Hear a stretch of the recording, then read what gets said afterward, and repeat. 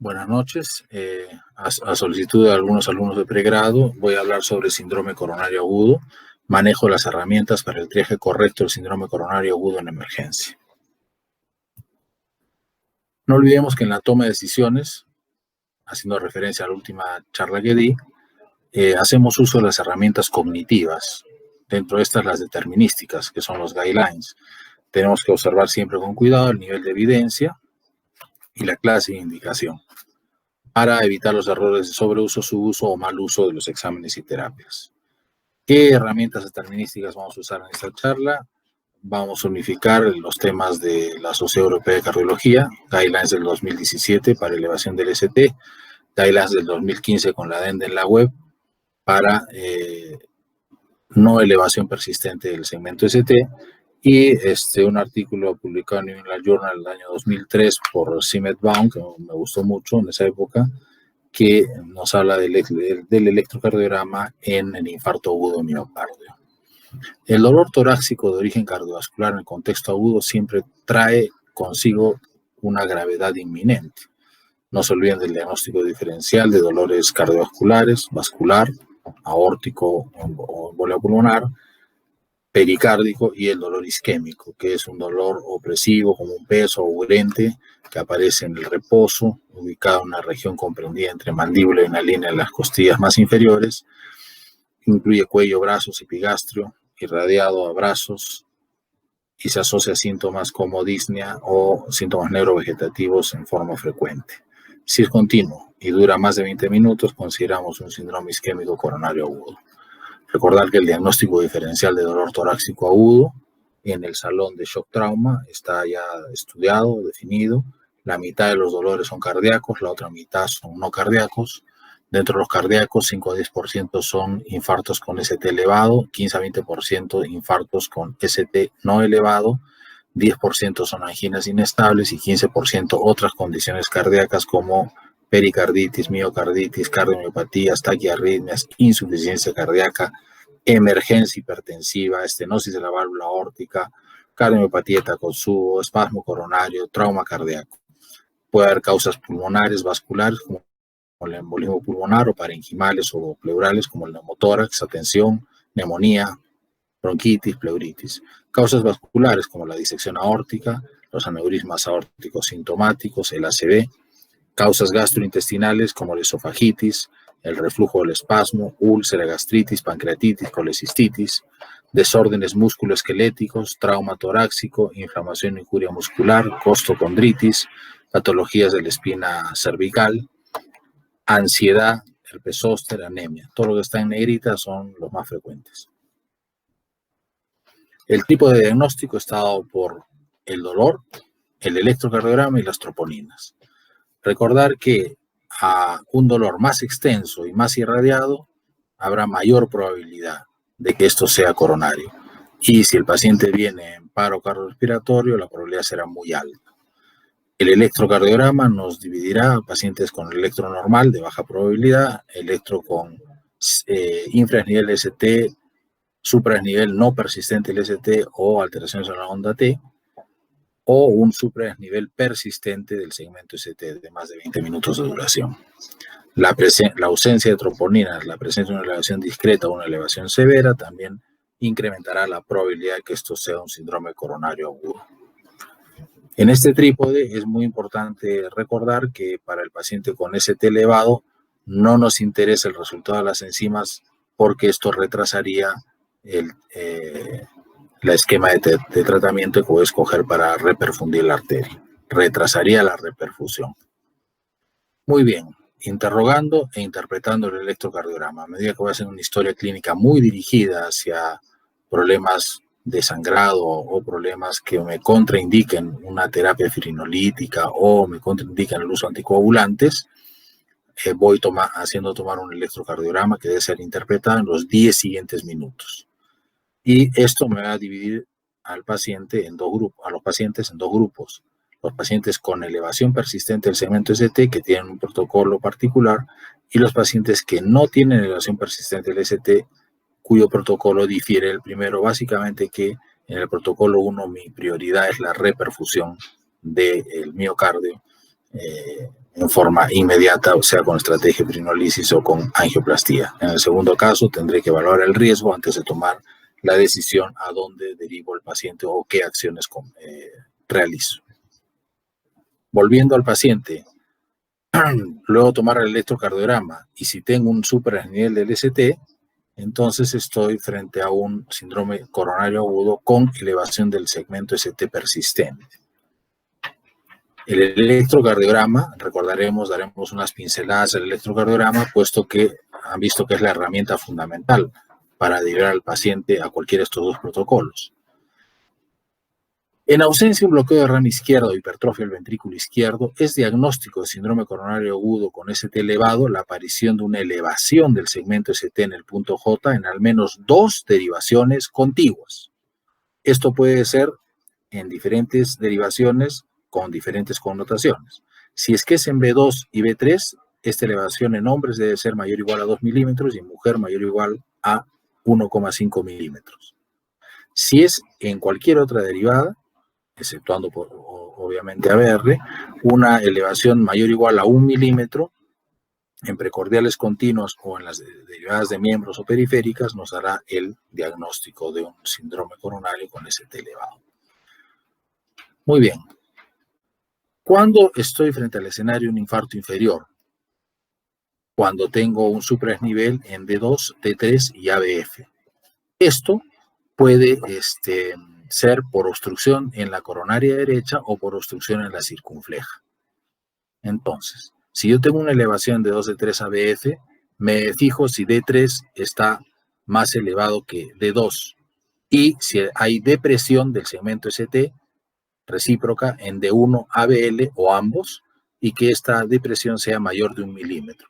Si estas condiciones existen, estoy diagnosticando una obstrucción en la arteria coronaria derecha con un valor predictivo positivo del 94%. En adición a ello, todo infarto de coronaria derecha implica la toma de derivadas derechas, B3R, B4R, porque si además tengo elevación en B1 normal, B3R o B4R, o los tres, diré que mi arteria coronaria derecha está obstruida proximalmente y se asocia a un infarto de ventrículo derecho con un valor predictivo positivo del 100%. Si yo tengo una elevación del ST en cara inferior de 2 de 3 ABF, pero D3 no es mayor que D2 y no tengo una depresión mayor a 1 milímetro, al revés, tengo una elevación del ST en D1 ABL, B5, B6 y una depresión en B1, B2 y B3 del segmento ST, diré que mi arteria obstruida es la arteria coronaria circunfleja izquierda con un valor predictivo positivo del 91% y un valor predictivo negativo del 93%. Vamos al ejemplo que puso el artículo. Acá vemos, primer criterio, hay elevación en cara inferior del ST, de 2 de 3 ABF. Entonces, este es un infarto de cara inferior. D3, la elevación de D3 es mayor que en D2. Entonces, el primer criterio está cumplido. Y hay depresión de más de 1 milímetro en D1 y ABL. Segundo criterio cumplido. Es decir, este es un infarto por obstrucción de la arteria coronaria derecha. Asimismo, este electrocardiograma muestra una disociación auriculoventricular. Las ondas P van por su lado y los QRS por el suyo, es decir, hay un bloqueo auriculoventricular completo y el ritmo de escape es angosto, es decir, debe ser nodal, no ventricular. ¿Qué más nos dice este electro al tener un infarto inferior con bloqueo AB completo? Nos dice que la obstrucción debe estar antes de la emergencia de la arteria del nodo AB. Esta arteria normalmente sale a la altura de la cruz cardíaca, un poco antes de la emergencia de la descendente posterior. Entonces, la obstrucción tendría que estar en la segunda porción o en la primera porción de la arteria coronaria derecha. Si yo no encuentro esto, encuentro estos otros criterios, la arteria relacionada al infarto sería la circunfleja. En el caso del infarto miocárdico anterior, el segmento ST se va a elevar en las derivadas precordiales, de B1 a B3, y si en B1 es una elevación muy conspicua, mayor a 2,5 milímetros, o se asocia a bloqueo de rama derecha con ondas Q o ambos criterios, diré que la descendente anterior izquierda en forma proximal está obstruida, en su segmento proximal, con un valor predictivo del 100%. Si no tengo esto, pero tengo una depresión del ST en cara inferior mayor a 1 milímetro, es decir, entre 2 de 3 ABF, el valor predictivo positivo es del 93% para diagnosticar una oclusión proximal de la descendente anterior izquierda. Pero si además de la elevación del ST en B1 a B3, yo tengo una depresión del segmento ST menor o igual a 1 milímetro o una elevación del segmento ST en cara inferior, diré que la arteria descendente anterior izquierda está ocluida distalmente, pero el valor predictivo positivo es mucho más bajo, 78%, y el valor predictivo negativo más bajo aún, 62%. De todas maneras, los dos primeros criterios sí tienen gran ayuda en ubicarnos la altura de la obstrucción en la descendente anterior. Acá tenemos un ejemplo. Esta es una taquicardia sinusal con elevación del ST en B1, B2, B3 y B4, hasta B5 diría yo. Y además tiene bloqueo de la rama derecha, tiene una elevación de 2 cuadrados del ST en el punto J en B1 y tiene mi bloqueo anterior izquierdo. El eje está a la izquierda y hay falsa necrosis inferior. Entonces, este paciente, elevación del ST en B1 a B5 con bloqueo de rama derecha. ¿Qué significa? Bloqueo de rama derecha, estoy frente a una oclusión de la descendente anterior izquierda proximal. No olvidar algunas consideraciones. La presencia de un bloqueo de rama, si es rama derecha, no altera mi interpretación mayormente. Pero si es un bloqueo de rama izquierda, debo usar los criterios de Zgarbosa, Pinsky y Barbagelata que están acá descritos.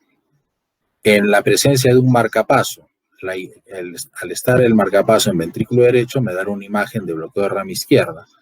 De manera que estos criterios de Zgarbosa puedo usarlos también para diagnosticar un infarto en presencia de un cable marcapaso.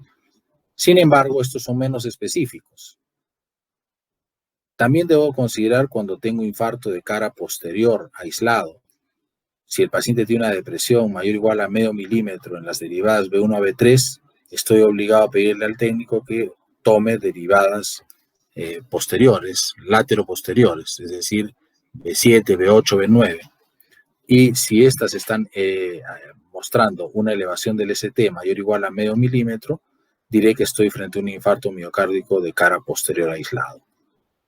Recordar que a veces la obstrucción del tronco coronario izquierdo puede manifestarse como una depresión del ST mayor o igual a 1 milímetro en 8 o más derivadas del electrocardiograma. Y esta, digamos, depresión tan difusa del ST se asocia a una elevación del segmento ST en la derivada ABR y o en B1.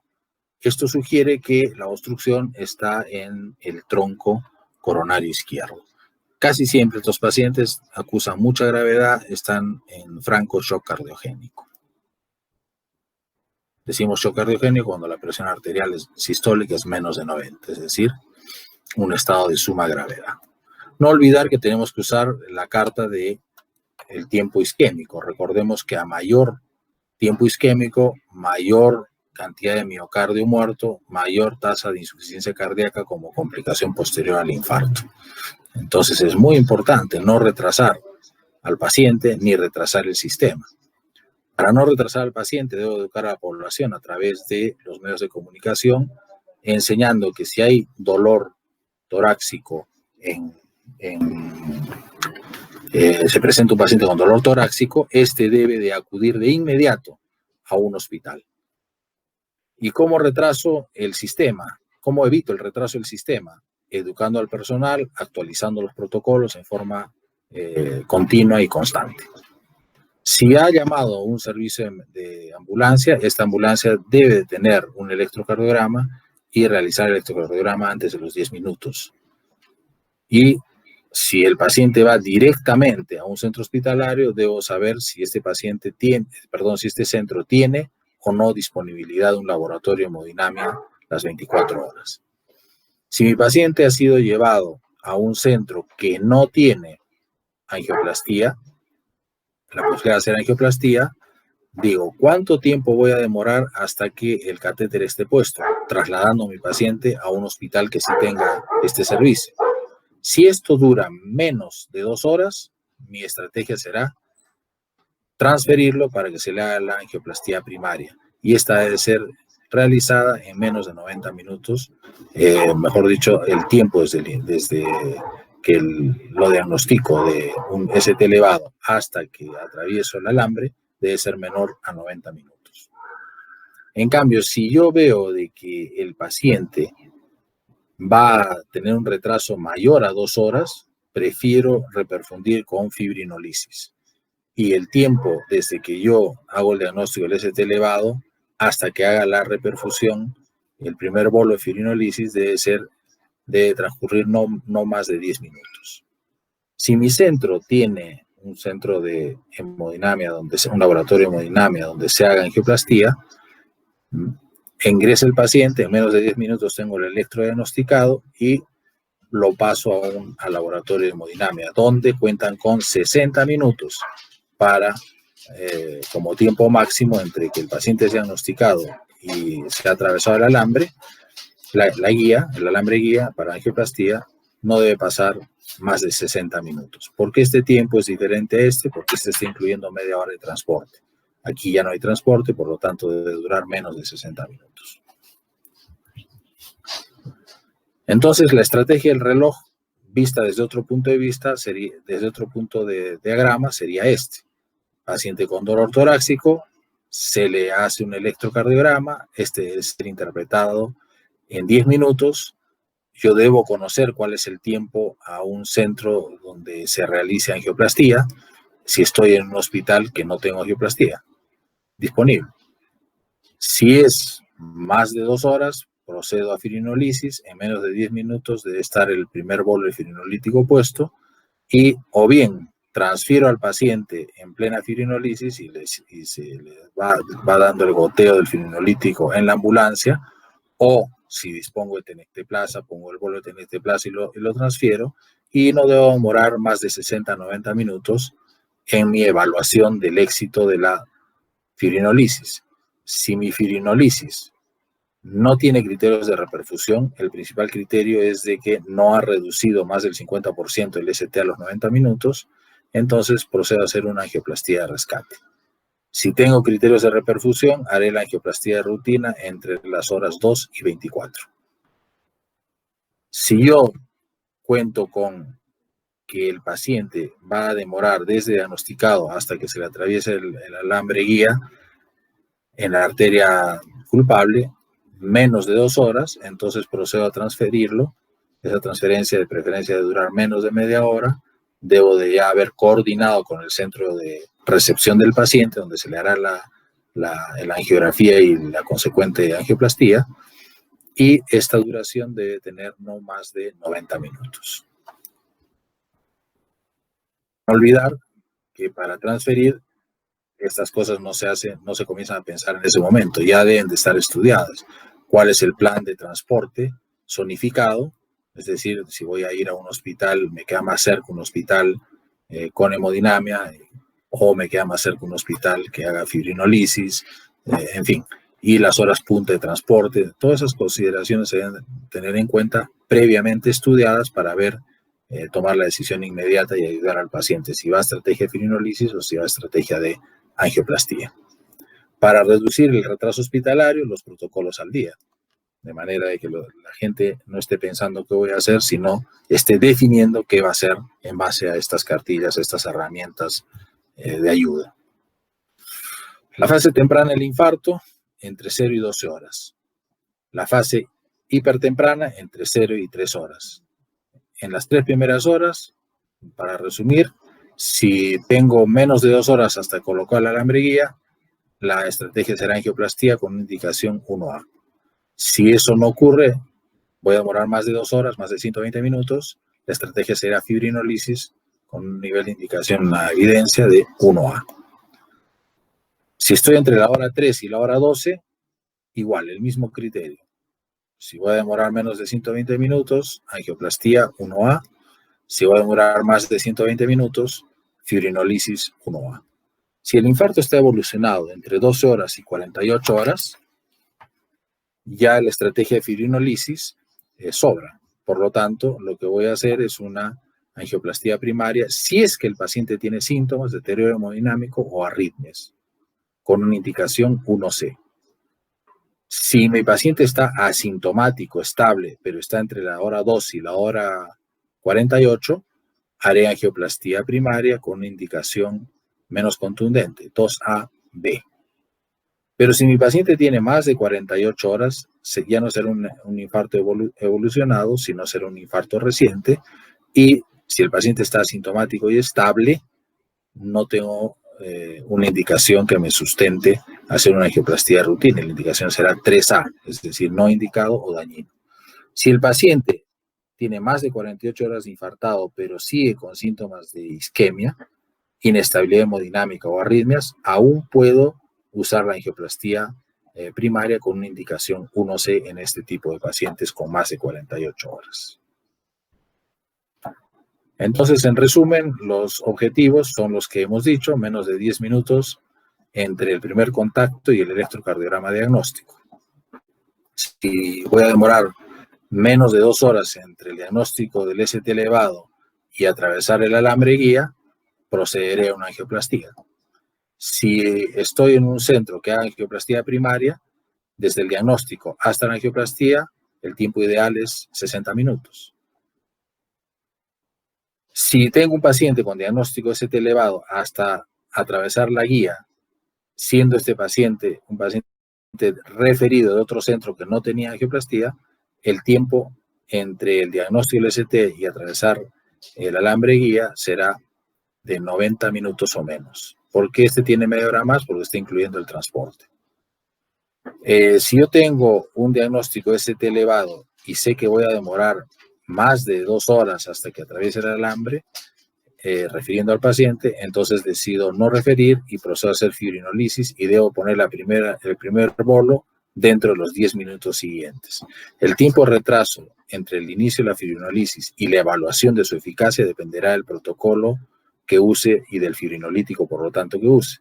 Si uso tenecteplasa o estreptoquinasa, en 60 minutos debe haber evaluado si hay reperfusión o no, y si uso TPA, el actílice, tendré que evaluar a los 90 minutos si hubo criterios de reperfusión. ¿Ya? Recuerden que el criterio fundamental es la reducción de la elevación del ST en más del 50%, diré que ha habido éxito, y si es menos del 50% diré que no ha habido éxito. Existen otros criterios como la elevación precoz de las enzimas, troponinas, y la reducción de los síntomas si es que no usaban analgésicos. El tiempo de retraso desde el inicio hasta del inicio de la fibrinolisis, hasta la angiografía, si es que la fibrinolisis ha sido exitosa, tendrá que ser entre 2 y 24 horas. A diferencia de una fibrinolisis fallida, donde intentaré, una vez evaluado entre 60 y 90 minutos mi eficacia, derivar de inmediato dentro de las 2 siguientes horas al paciente para una angioplastía de rescate.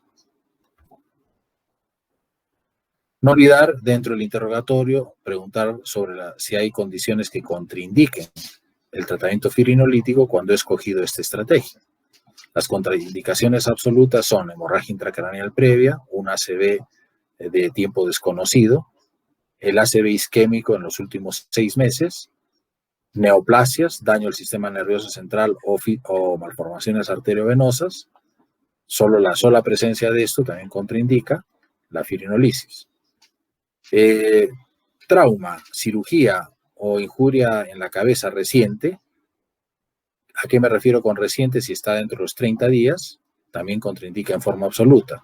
Si tengo sangrado gastrointestinal en los últimos 30 días, también es otra contraindicación absoluta.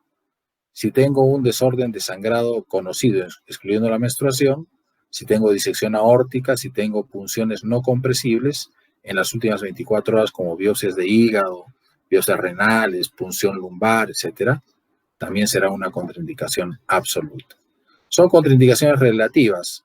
un ataque isquémico transitorio en los últimos 6 meses, terapia anticoagulante oral en vigor, embarazo o puerperio de 1 semana, hipertensión refractaria, sistólica más de 180 o diastólica más de 110. El término refractario es un poco relativo, ahí vale mucho la ciencia y el arte del médico para bajar esa presión y poder excluir este criterio relativo de exclusión. La enfermedad hepática avanzada, la cirrosis, la endocarditis infecciosa, úlceras pépticas, resucitación prolongada o traumática también son contraindicaciones relativas. Las drogas que se usan para firinolisis son estas: estratoquinasa, 1,5 millones en 30 a 60 minutos intravenoso, el activador del plasminógeno tisular, el Alteplasa, 15 miligramos en bolo, 0,75 por kilo intravenoso en la siguiente media hora, con un máximo de 50 miligramos, medio miligramo por kilo intravenoso en la siguiente hora, máximo 35 miligramos. Si sumamos los dos tiempos son 90 minutos. El Tenecteplasa es un bolo único. Dependiendo de los kilos del paciente, se colocan los miligramos correspondientes, como está acá en esta tabla. Se recomienda reducir a la mitad de la dosis en pacientes ancianos mayores de 75 años. Debe haber coterapia con aspirina y clopidogrel, dosis de carga aspirina entre 150 y 300. A partir del segundo día, reducir la dosis a 75 a 100. Se puede usar dosis endovenosas de 75 a 250 miligramos. Acá en Arequipa no tenemos aspirina endovenosa. El clopidogrel se da una dosis de carga de 300 a 600 miligramos y luego se continúa al día siguiente con 75 miligramos por día. Muy bien. Se debe de dar un anticoagulante concomitante como es la enoxaparina, que tiene como criterios de reflexión la edad, si es de más o menos de 75 años, y la función renal, si tienes más o menos de 30 mililitros por minuto por 1,73 metros cuadrados de tasa de filtración glomerular, ¿no? La tasa de filtración no se va a medir, tendría que demorar un día en forma correcta, se hace por el cálculo de Crocroft, ¿no? La heparina no fraccionada, que siguiendo el homograma de Raschke, y el Fundaparinox solamente con estreptoquinasa. También acá están las dosis que se usan habitualmente. Si nuestra estrategia es la angioplastía, estos son los tiempos y estos son los usos y las indicaciones de cada cosa que hemos dicho. La segunda parte tendríamos que hablar, no es motivo de esta charla, sobre las otras indicaciones de los remedios concomitantes que se dan a la terapia de reperfusión.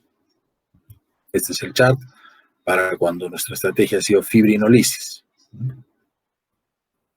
No olvidar de que una vez que el paciente tiene un síndrome coronario aparentemente agudo y ha entrado a una angiografía, es la angiografía la que nos dice si hay una obstrucción coronaria mayor al 50%, se tratará como un infarto ST elevado. Pero si el paciente no tiene una estenosis coronaria mayor al 50%, y aún no teniéndola llena los criterios universales de infarto, estaré frente a un síndrome Minoca, es decir, infarto miocardio sin obstrucción de aterosclerótica de coronarias, ¿no? ¿Cuáles son esos diagnósticos? Miocarditis, problemas coronarios epicárdicos como el espasmo, por ejemplo, los puentes miocárdicos, o problemas microvasculares, enfermedad miocárdica, embolismo pulmonar, o imbalance demanda-suplencia de oxígeno, aporte-demanda de oxígeno desbalanceado, ¿no? Acá tenemos los exámenes auxiliares que son de gran ayuda. Casi siempre el eco transtorácico y la resonancia magnética nos llevan un diagnóstico no invasivo bastante certero, y en el caso de embolia pulmonar, la tomografía y el dímero D nos van a ayudar enormemente. ¿Qué pasa si mi electrocardiograma cursa sin elevación del segmento ST persistente? Haré la historia clínica breve, orientada por sistemas.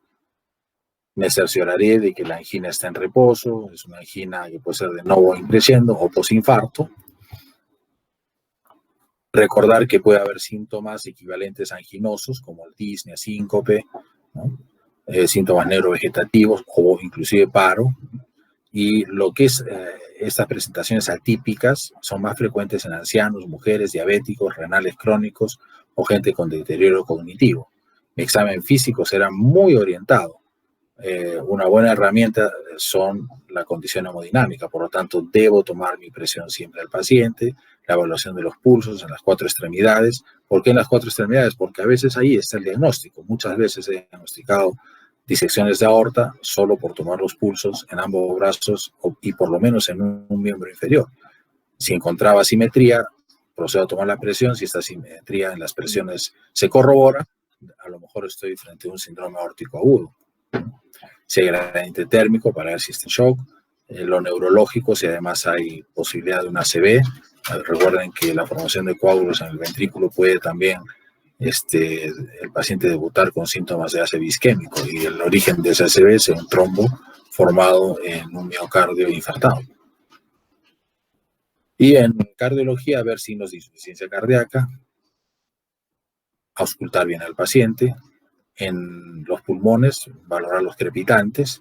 Si hay más de 50% de campos pulmonares con crepitantes, estaré frente a un edema agudo de pulmón. Si hay crepitantes en menos del 50%, una insuficiencia cardíaca que aún no ha llegado a edema agudo de pulmón. En fin, entonces es muy importante hacer un examen orientado en sistemas muy objetivado. Pediré placa de tórax, más para ver si hay congestión pulmonar u otras patologías no cardíacas, neumonías, neumotórax, etc. Los análisis sanguíneos incluirán las troponinas, que para el caso del ST no elevado son fundamentales para estratificar el riesgo de los pacientes. Haré un perfil de coagulación, glucosa, creatinina. Si hay incertidumbre diagnóstica, pediré un dímero D, o incluso ordenaré una TAC multidetector de exclusión cuando las dudas son grandes, ¿no? Los resultados no deben retrasar las decisiones cruciales. Un ecocardiograma rápido también puede ayudarnos para ver si hay disfunción sistólica global o segmentaria, o si hay otras patologías, como por ejemplo derrame pericárdico asociado, una aorta dilatada que nos hace sospechar que hay un síndrome aórtico agudo. Son fundamentales. No olviden que aquí las enzimas son muy importantes en el síndrome coronario agudo sin elevación del ST persistente. Si las enzimas con las que cuenta son de alta sensibilidad, sus resultados incrementan la detección de un infarto miocárdico tipo 1 en un 4% en términos absolutos y en un 20% en términos relativos. Además, recordar que hay muchas otras condiciones que pueden incrementar las enzimas sin ser un infarto agudo miocardio. Nosotros tenemos aquí enzimas que se hacen positivas a las 6 horas. Son solo sensibles, no son ultrasensibles. No son high sensitivity. Si usted tiene high sensitivity, puede hacer el protocolo de 3 horas. Si viene un dolor torácico y mis enzimas han sido tomadas en un paciente que tiene más de 6 horas de dolor y estas están normales y el paciente está libre de dolor en el momento que estamos evaluando, tiene un score Grace de menos de 140, estaré obligado a hacer un diagnóstico diferencial con otras patologías. Si aún así tengo duda, daré el alta y programaré una imagen, un test de estrés, de preferencia con imágenes, ecoestrés o resonancia estrés. Si el paciente tiene cifras normales de troponina, pero él tiene una historia de dolor de menos de 6 horas, reevaluaré a las 3 horas.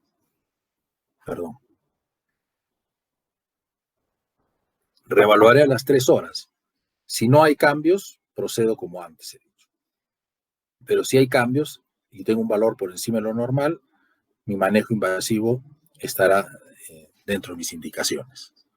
Si mi paciente viene con dolor torácico y sus primeras enzimas están por encima de lo normal, y si esta elevación es muy alta, más de 5 veces el basal, de frente debería el paciente a manejo invasivo y no haré unas enzimas de control a las 3 horas. Si mi paciente tiene elevaciones en el test a las 3 horas no tan grandes, también veré el contexto clínico para ver si lo envío o no a un manejo invasivo o pido unas nuevas enzimas en 3 horas más.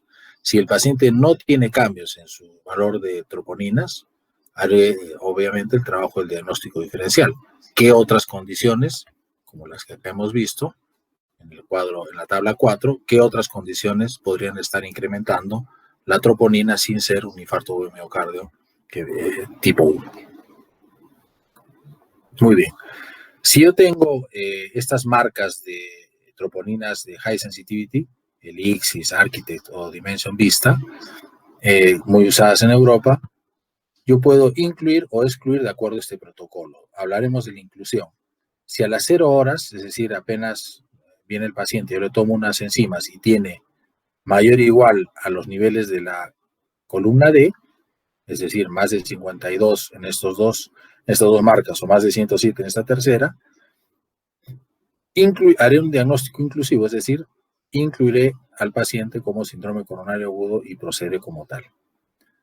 O si el paciente tiene una cifra menor a esta, pero el cambio a la hora es mayor o igual a E, es decir, tiene una elevación de más de 5, más de 6 o más de 19 respectivamente, también haré la inclusión en el diagnóstico de infarto miocárdico ST no elevado. Una vez que he tomado las enzimas y mientras espero los resultados a la hora o a las 3 horas, o a las 6 horas, si sea el caso de que tengas alta sensibilidad o simplemente troponina sensible, mientras tanto voy evaluando en forma dinámica el riesgo y catalogaré a mi paciente desde muy alto riesgo hasta bajo riesgo. Cuando estoy frente a un paciente con criterios de muy alto riesgo, cuando tengo inestabilidad hemodinámica o shock cardiogénico, la presión arterial sistólica menos de 90. Si tengo dolor anginoso recurrente o presente refractario al tratamiento médico. Si tengo arritmias ventriculares o paro cardíaco. Si tengo complicaciones mecánicas del infarto, como CIB, ruptura musculopapilar, ruptura de pared libre contenida, es decir, pseudoaneurisma.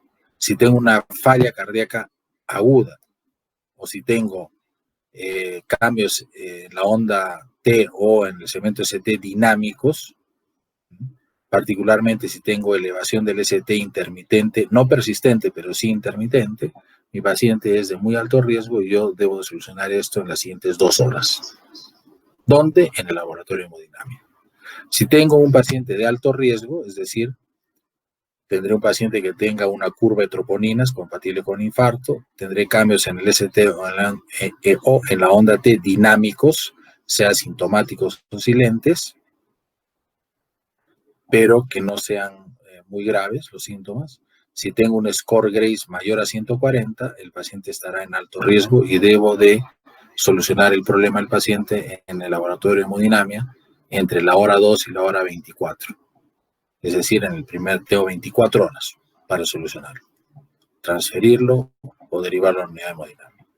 Si tengo criterios de riesgo intermedio, es decir, un paciente con dolor torácico, ST no elevado persistentemente, y es diabético, o tiene insuficiencia renal, o tiene insuficiencia cardíaca, o tiene fracción de eyección baja, o ha tenido un infarto reciente en las últimas 2 semanas, o tiene una angioplastía previa, o tiene un bypass coronario previo, y si su Grade Risk es entre 109 y 140, lo catalogaré como riesgo intermedio y ahí tengo que actuar en las siguientes 72 horas. El paciente debe estar en un laboratorio de hemodinamia.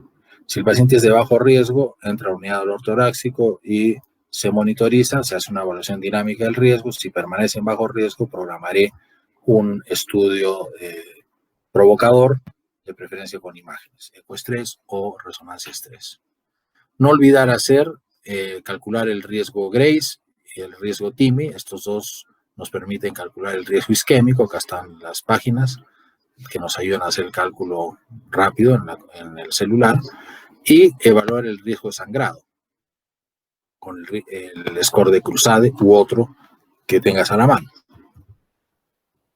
Entonces, organizando esto en un algoritmo, si tengo a mi paciente que ingresa con dolor torácico, hago el electrocardiograma en menos de 10 minutos, como máximo, 10 minutos, estoy haciendo el diagnóstico, es un ST no elevado. Si yo estoy en un centro que no tengo angioplastía a la mano, evalúo el riesgo con los criterios que he dicho antes. Si está en muy alto riesgo, debo transferir inmediatamente al paciente a un centro con angioplastía. Si estoy en un centro con angioplastía y el paciente es de alto riesgo, entrará inmediatamente a una estrategia invasiva en el término de los siguientes 120 minutos, en 2 horas. Si mi paciente es de alto riesgo, tengo hasta 24 horas para transferir al paciente ese mismo día y se le haga la estrategia invasiva. Si el paciente es de riesgo intermedio, la estrategia invasiva será realizada en las siguientes 72 horas. Y como dije, si es de bajo riesgo y el paciente tiene en la evaluación dinámica criterios que me empujan a pensar en que está entre un bajo y un riesgo intermedio, procederé también a una estrategia invasiva en las siguientes 72 horas. Pero si mi paciente permanece en bajo riesgo, podré programar un test provocativo, especialmente con imágenes, ecoestrés o resonancia estrés, a partir de los días siguientes, en forma programada, para ver si defino a mi paciente como portador o no portador de un síndrome coronario. De acuerdo a los resultados, obviamente, tomaré la decisión. Entonces, en un no ST elevado, se presenta con dolor torácico, no tiene ST elevado persistentemente, hago mi score de riesgo. Mientras hago el score de riesgo y hago la evaluación de riesgo Grace o TIMI para riesgo isquémico y mi riesgo de sangrado con Cruzade, voy aplicando una carga de aspirina. Si el paciente no va a ir a estrategia invasiva, clopidogrel. Si va a ir a estrategia invasiva, prefiero usar ticagrelor o prasugrel. Debo de aportar, acá nosotros contamos con enoxaparina, a 1 miligramo por kilo cada 12 horas. Si el paciente tiene síntomas o hallazgos clínicos laboratoriales o exámenes auxiliares como con disfunción del ventrículo, podré usar beta bloqueadores, usar inhibidores SECA o bloqueadores receptores de angiotensina. Usar una carga de estatinas, ¿no? Ya el estudio ProVitimi 22 nos enseñó que las dosis altas de atorvastatina, por ejemplo, eran mejores que las dosis intermedias a bajas de estatinas, y la curva incluso se mantenía desde un inicio hasta casi 2 años después separada. Es decir, el uso de una carga de estatinas, atorvastatina 80 miligramos o rosuvastatina 40 miligramos, son indicaciones bastante bien respaldadas en el contexto del síndrome coronario agudo sin elevación del ST. El uso de procedimientos invasivos tempranos es una norma en pacientes de riesgo alto a intermedio. ¿Qué quiero decir con eso? Es decir, en alto riesgo dentro de las 24 horas y en riesgo intermedio dentro de las 72 horas. Si es muy alto riesgo, debe ser inmediato, en las 2 horas siguientes. Dejar de fumar si fumaba el paciente y enrolarlo en un programa de prevención adecuado y un programa de rehabilitación cardíaca. Finalmente, la ACA, la Asociación de Cuidados Cardiovasculares Agudos, hace un resumen de ambos protocolos aquí. El paciente ingresa con dolor torácico, tiene un contexto clínico adecuado, es decir, factores de riesgo. La calidad del dolor es muy sugestiva. La probabilidad es alta de enfermedad coronaria. Un examen clínico dirigido, rápido, nos indica que todo esto es concordante. En menos de 10 minutos debo tener el resultado de un electrocardiograma debidamente interpretado. A los 10 minutos veo que mi electrocardiograma me muestra un infarto miocárdico con elevación del ST, mi estrategia será siempre la reperfusión inmediata. Si estoy en un centro que hace angioplastía, será angioplastía primaria. Si estoy en un centro que no hace angioplastía y el traslado hasta que le coloquen el catéter no me retrase más de 2 horas, procederé a trasladarlos. Si eso va a durar más de 120 minutos, más de 2 horas, procederé a la estrategia de trombolisis, interrogando siempre para no cometer errores si el paciente presenta contraindicaciones absolutas para tratamiento fibrinolítico. Una vez hecha la fibrinolisis, dependiendo del fibrinolítico que use, tengo 60 a 90 minutos para decidir si hay criterios de reperfusión. Si hay criterios de reperfusión, iré a un estudio durante las siguientes 24 horas. Si no hay criterios de reperfusión, procederé dentro de las 2 siguientes horas hacer una angioplastía de rescate. Si el paciente es un ST no persistentemente elevado, procederé a hacer mi evaluación hemodinámica, presión sanguínea. Si está hipotenso o chocado, ya sé que procederé en forma inmediata, ¿no?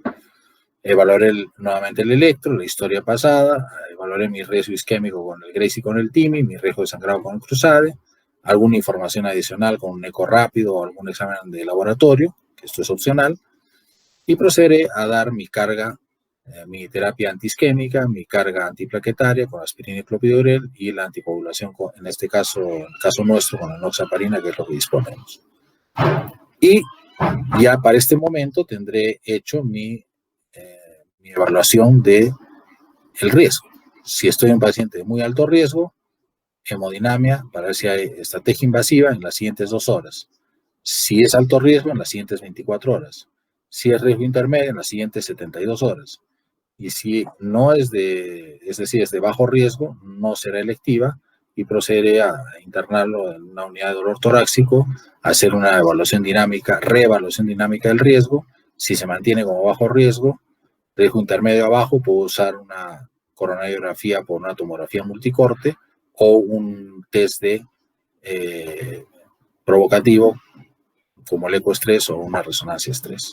Si no hay síndrome coronario agudo, excluiré otras causas no cardíacas. Muy bien, espero que les haya ayudado esta clase